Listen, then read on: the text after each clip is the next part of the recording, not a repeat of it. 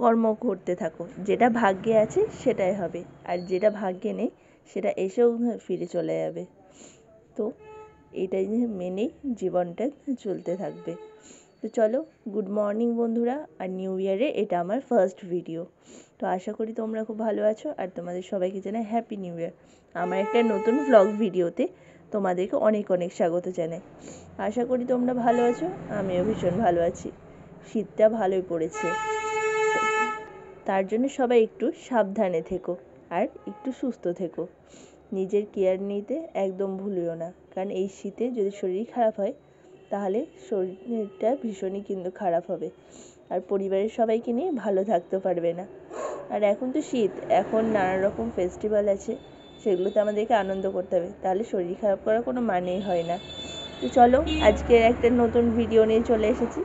তো দেখতে থাকো সম্পূর্ণ ভিডিওটা, আর ভালো লাগলে অবশ্যই একটা লাইক কমেন্ট শেয়ার, আর চ্যানেলটিকে সাবস্ক্রাইব না করে থাকলে অবশ্যই সাবস্ক্রাইব করে দিয়ে অল নোটিফিকেশানটা অন করে দেবে, যাতে আমার ভিডিও পোস্ট করার সঙ্গে সঙ্গে তোমার কাছে প্রথম নোটিটা চলে যায়।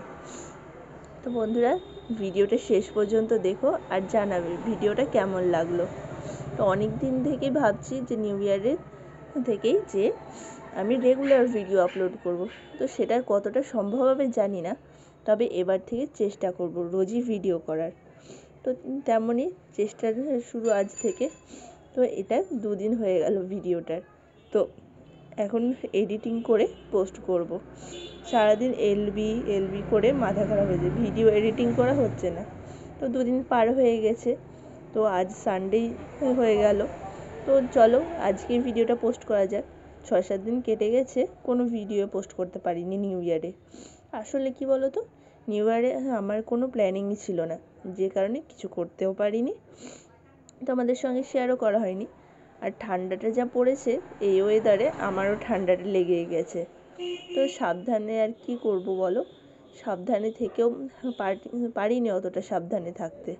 তো চলো কন্টিনিউ ভিডিওটা দেখতে থাকো। তো সকালে উঠে কী কী করলাম তোমাদের সঙ্গে শেয়ার করলাম। মা যেহেতু কাজে যাবে, তাই তাড়াতাড়ি করে রান্না বান্নাটা মাকে করে দিলাম সকালে। তারপর মা বলেছিল রাত্রে একটু কিছু বানাবে, তার জন্য এই যে আমাকে বলেছিল দুধটা মরিয়ে রাখতে। তো তার জন্য দুধটা মেরে নিচ্ছি আমি। তো সেটাও একটু তোমাদের সঙ্গে শেয়ার করলাম। তো কন্টিনিউ ভিডিওটা দেখে জানাবে কিন্তু কেমন লাগলো, কারণ এই ভিডিওগুলো যে তোমাদের সঙ্গে শেয়ার করি, এই ভিডিওগুলো বানাতে আমাদেরও কষ্ট হয়, আমাদেরও নানান রকম পরিস্থিতির মধ্যেও করতে হয়। তো তারপর তোমাদের সঙ্গে শেয়ার করছিলাম একটা তেল। এই তেলটা অনেকেই বলো যে নারকেল তেল ভালো না, কিন্তু আমি আজ এই তেলটার সম্বন্ধে কিছু কথা বলি তোমাদের। আমরা সবাই নর্মাল মানুষরা বলে থাকি ভালো না, তেলটা শীতের সময় জমে যায়, তবে পিওর কোকোনাট তেলটা কিন্তু খুবই ভালো। আর পিওর বলতে এটাই কিন্তু আমরা পিওর। এটা ছাড়াও আর একটা প্লাস্টিকের শিশি হয় নীল বা সবুজ রঙের, ওইটাও ভালো, কারণ ওটাও পিওর, ওটা শুধু ছোট আর এটা বড়। তা আমি এটাই ইউজ করে থাকি। আর আমি না, এটা যে কোনো পার্লারে তুমি যদি যাও তাহলে তোমাদের সাজেস্ট করবে এগুলোই, কারণ আমি যেখানে শিখেছি সেখানে আমাদের ম্যামও বলতো যে পিওরটাই ভালো, পিওর বলতে এগুলোই বেশি ভালো, টিনের কোটোর।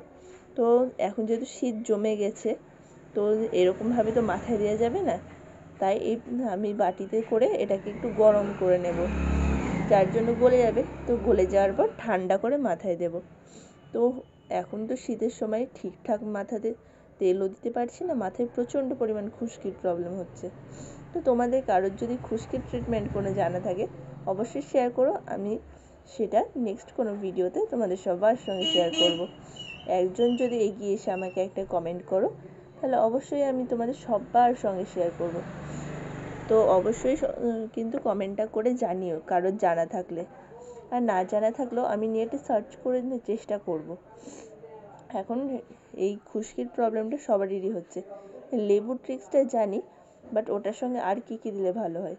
তো এই যে আমি তেলটা গলিয়ে নিয়েছি, এবার মাথায় লাগিয়ে নেব। তো এইভাবে আমার সারা দিনটা কীভাবে কাটাচ্ছি তোমাদের সঙ্গে শেয়ার করতে থাকবো।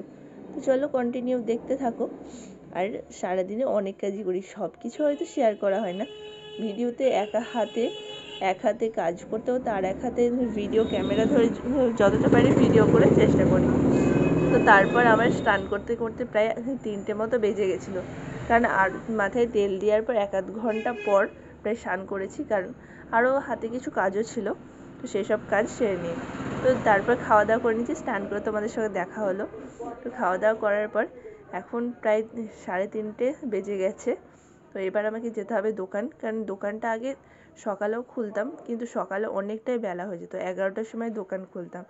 এবার মারও কিছু সমস্যা হতো বাড়ির সব কাজ করতে, তো এখন ডিসিশন নিয়েছি দোকানটা একবেলায় করব।